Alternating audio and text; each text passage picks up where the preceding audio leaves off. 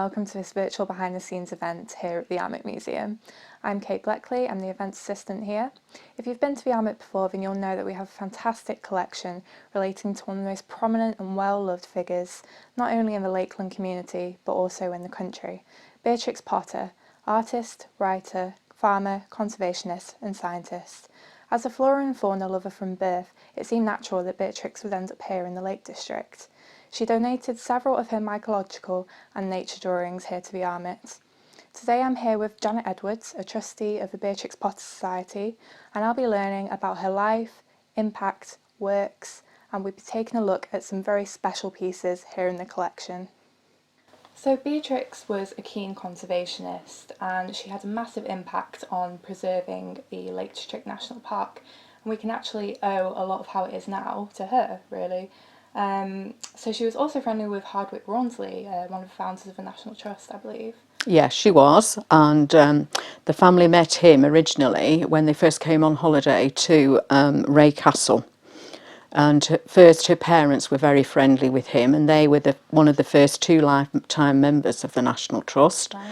And before he died in 1920, as she got older, she became more involved with the National Trust, and she raised money to help them purchase land. She helped them purchase Cockshot Point, which is one of the little bit of land on the coast of Lake Windermere, and it was to be bought by a developer. And she sold some of her original drawings of Peter Rabbit in America to raise money so that the trust could buy that. She persuaded Samuel Hamer, who was the secretary at the time of the National Trust, to purchase the bridge house here at Ambleside. And then, of course, there was the Monk Coniston estate, which comprised of 4,000 acres. And she purchased all of that land and then sold it back at the cost price, half of it, to the National Trust. And that was one of the first public fundraising events that had ever taken place, so that helped the National Trust to be able to buy that. And then on her death, her half of the land was then transferred over to the National Trust, and that's quite a large part of area of the shores on Lake Coniston, and it also includes Tarn House as well. Fantastic. Obviously, being here at the Armitt Museum, we're quite keen to know how Beatrix was a member and a benefactor here. Can you speak a little bit about her connection with the Armitt? Yes, her husband, William Heelis, he was a member, and then when she married him, she also became a member. And then upon her death, she donated some of her watercolours of the fungi and some of her father's books as well, so a large collection of books as well that were donated to the Armitt on her behalf. Great, and we've actually got some of her watercolours here. We've got an archaeological watercolour and we've got one of her mycological watercolours as well. So starting with the mycological drawing, can you tell us a little bit about her interest in mycology, how that began? Yes, it started. She became very interested in the fungi, and when they used to go on holiday up to Dalguise, there was a postman who used to deliver the letters to their holiday accommodation, and his name was Charles Mackintosh, and he was a local naturalist, an amateur naturalist, but he also was very interested in fungi. So she, when she started to become interested in the fungi, he used to send her specimens.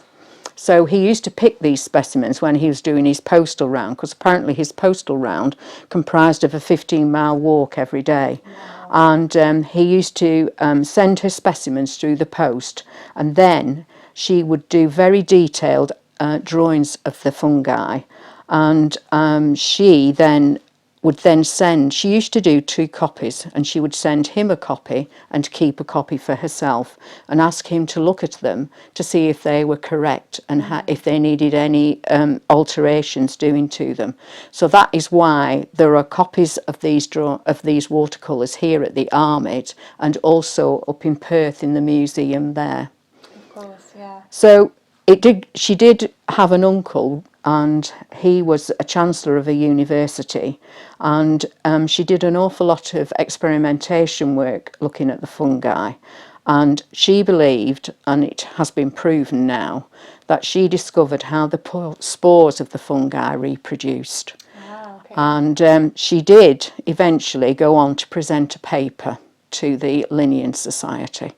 But of course, things were very different in those days, and women were definitely not allowed to present a paper to the Linnean Society. And so she had to get one of the other members of the board to present this paper for her, but it was never taken seriously. Now, the week after the paper was presented, she then withdrew the paper, saying that she wanted to do further research on it. And she, no one actually knows what happened to that paper. Right. No one knows whether it got thrown away after she died, or she disposed of it, or someone has got that paper and doesn't actually realise what they have got, but no one actually knows where it is. But in 1997, the Linnean Society actually apologised to her about the way that she had been treated. And they couldn't make any comment upon the work that she'd done because the paper wasn't available to them, but they did apologise to her. And since then, her work has appeared in books on fungi, to be used as illustrations within those books. Fantastic. I mean, how amazing would it be if somebody had that paper in their Yeah, attic? in their attic somewhere, or whether it got disposed, but no one knows exactly what happened to it. Such a shame. It is a shame, yeah.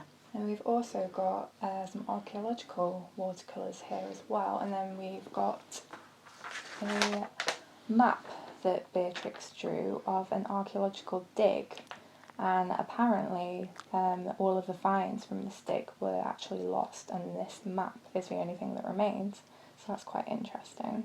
Is this something that she did a lot? No, what happened was these watercolours, it's interesting, isn't it, when you think how we look after things now today in museums, but in those days things were exceedingly lax. So she borrowed these from a family friend. Okay. To be able to do the watercolours and to draw them. And as you say, all of these items now, they believe, have been lost. So these watercolours really are the only evidence that they were ever found and dug up, Right. which is quite sad really, isn't it? It is quite sad, and they're so beautiful as Yeah, well. yeah, they are. Intricate. Yeah, so intricate, and Yeah. she did them exactly as they'd been found, very meticulously drawn and then painted.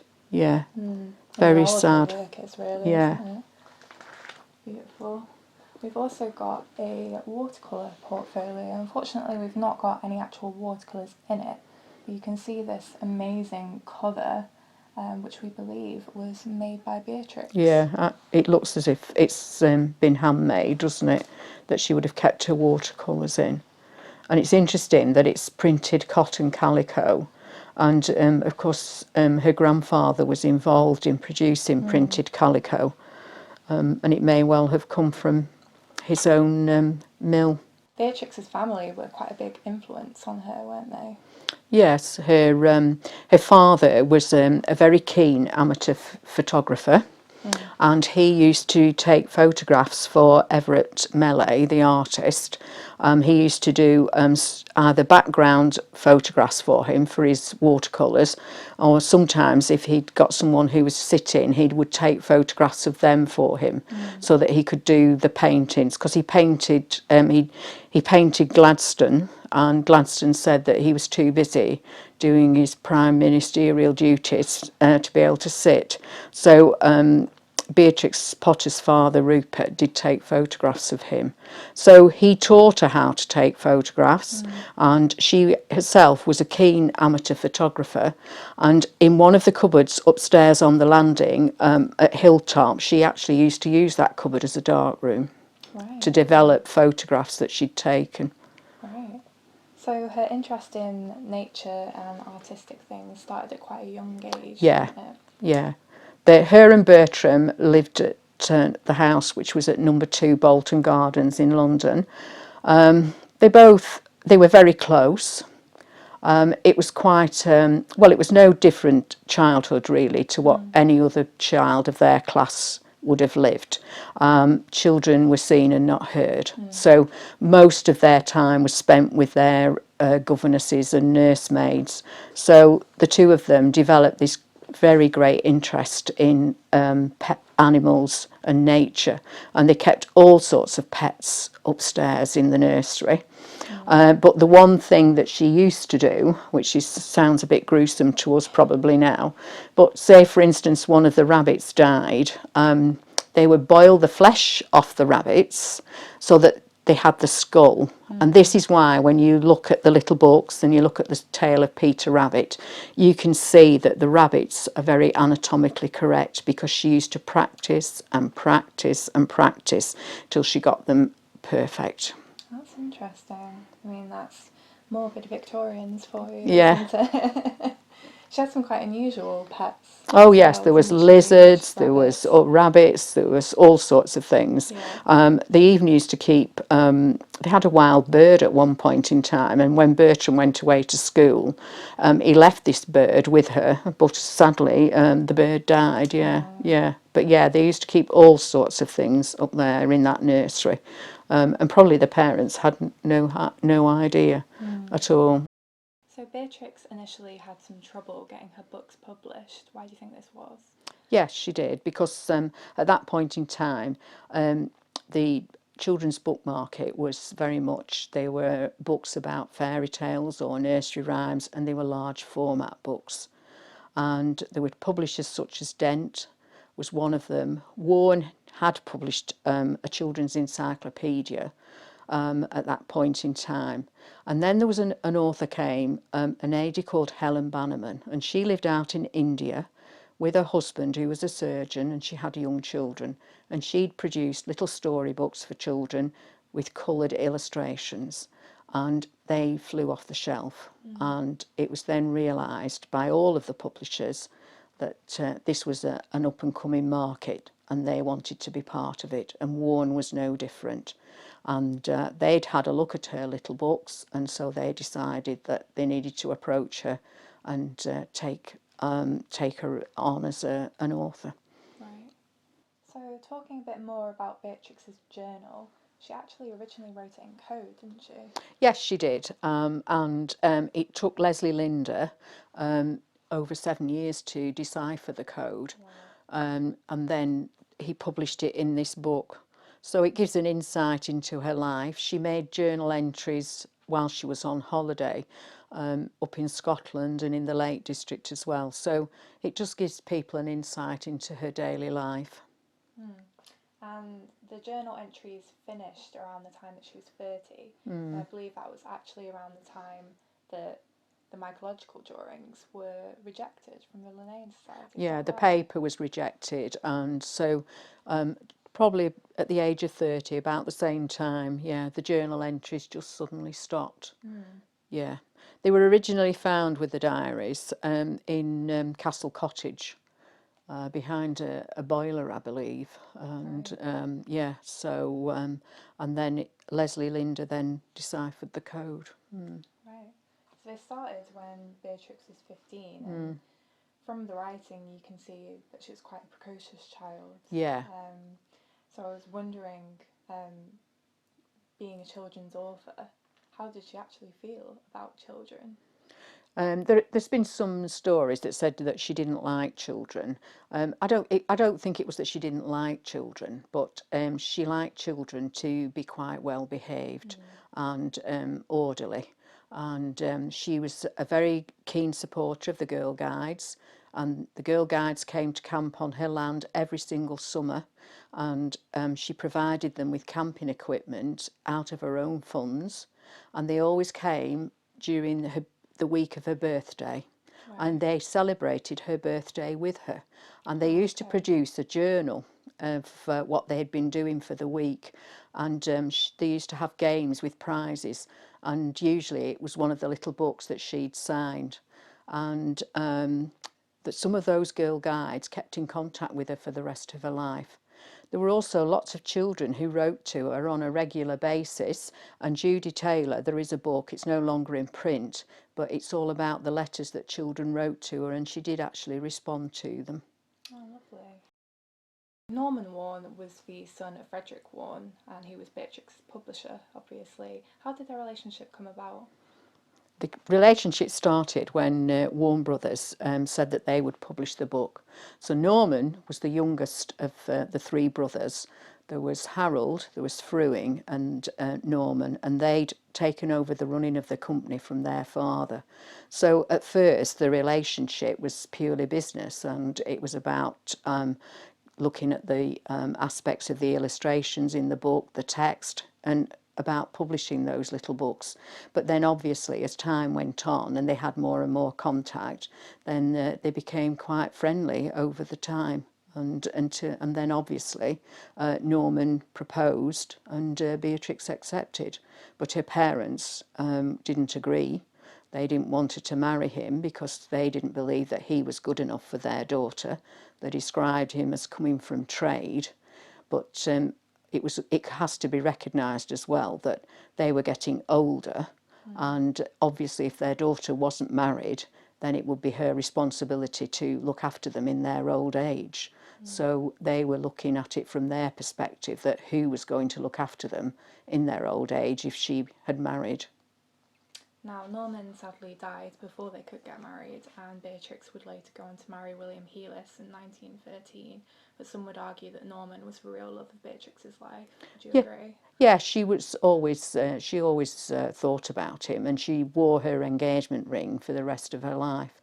But she always remembered him, and even when she was about to marry William, she did talk to Millie, who was Norman's sister, to see if the family minded that she was going to marry William. And obviously they didn't mind. They agreed that she should marry William and carry on. It didn't matter to them as a family. And Beatrix and William ended up having quite a happy marriage, Yes, didn't yeah, they had 30 years together. He supported her throughout her life. They were quite companionable. They got on really well.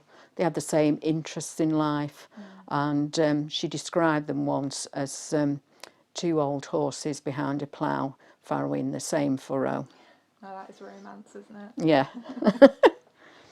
Can you tell us a little bit about Hilltop? Hilltop was a home that she bought in 1905.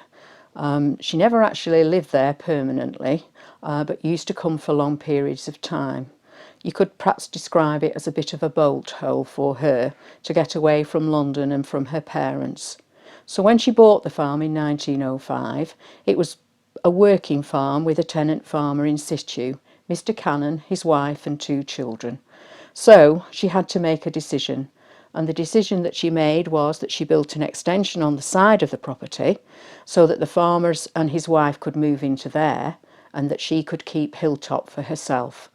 And the farmer's wife used to keep the property aired. She used to light the fires, etc., when she wasn't there in situ, when she had to return back to London.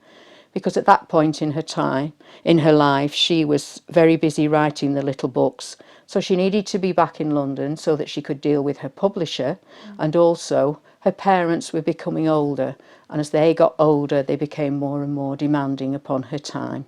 But she used to get away to Hilltop as often as she could. Usually during the summer months, when she could help out on the farm with the haymaking and jobs like that. She loved to be involved in the farm working, and she loved to be enjoying physical working on the farm, doing the jobs around the farm and helping to look after the animals, etc. How did she actually get involved with farming at first? Because it was something that was quite unusual for a woman to be doing at the time, wasn't it? Yes, it was unusual for a woman to be involved in farming, but when she took over the farm, although she was still writing, slowly but surely her interest began to develop, and she got more and more involved in the farming side of things. And she was very, very interested in the animals, their welfare, but also she was very interested in traditional hill farming. Right. very much so, and she wanted to continue with that traditional method of hill farming. So that's why she bought all the farms that she did, because a lot of those farms were going to be bought by developers so that they could have buildings put on the land, and she was very much against that. So she bought those farms, put the tenant farmers in situ, and so that then they could continue to be traditional hill farms. She was also very much interested in the Herdwick sheep. The Herdwick sheep are a breed that have come from Cumbria and live upon the fells. So the whole of the landscape in the Lake District depends very much on the Herdwick sheep, because you could describe them probably as like little mowing machines, because they keep all the fells quite, you know, otherwise if they weren't there, there'd be a lot of scrub, etc. growing on, and the fells would look completely different. Yeah, they're a vital part of the Yeah, ecosystem, yeah, aren't they? yeah. And also as well, she was very keen that all the sheep that she had on her farm should be Herdwick purebred. Right, And okay. that's what she was instigated. And when she died, her will was very clear. The will said that the hill farms had to carry a flock of over no less than 250 Herdwick sheep, and also that they had to be purebred. So it's amazing, even more than 100 years after her death, she's still so influential that this find has made such an impact and is so celebrated. Yeah. Why do you think that she's been as influential as she has? Well, I think it was probably, she's been, even after her death, she's been very well marketed, hasn't she? At the end of the day now, if you look at everything, it's on CBeebies, there's films, there's DVDs, there's everything, isn't there? Even now, if you go into the supermarkets, you will see babies' clothing, even now, with Peter Rabbit on and all the other characters. And it's quite amazing. It's just never lost its popularity, has it? Never. She had so many talents, and Yeah, she's really just made such an impact on yeah, the Lake District and the country as a yeah. whole. And I think the stories, they still can relate even now, even though it's 100 years later, you can still relate to those stories. I've read them to my grandchildren, and my grandchildren love them. And I think most children love the story of Peter Rabbit, Jemima Puddle-duck, all the popular, well-known ones. There are some of the others. And it's quite interesting that the tale of Mr. Todd, who you perhaps wouldn't think that children perhaps would appreciate, but because it's been on CBeebies, it's quite interesting the number of parents who'll say to you, oh, well, they love reading the tale of Mr. Todd. Yeah, yeah, even today. So we've got a lot to be thankful for Yeah, Beatrix for, really, yeah, don't we have. Yeah, we have. Well, thank you, Janet, so much. This has been really interesting. It's been great having you here. Thank you. Thank you. Thank you so much for watching this talk on Beatrix Potter. We really hope that you've enjoyed it. Stay tuned to the website for more talks coming up in this series. Bye.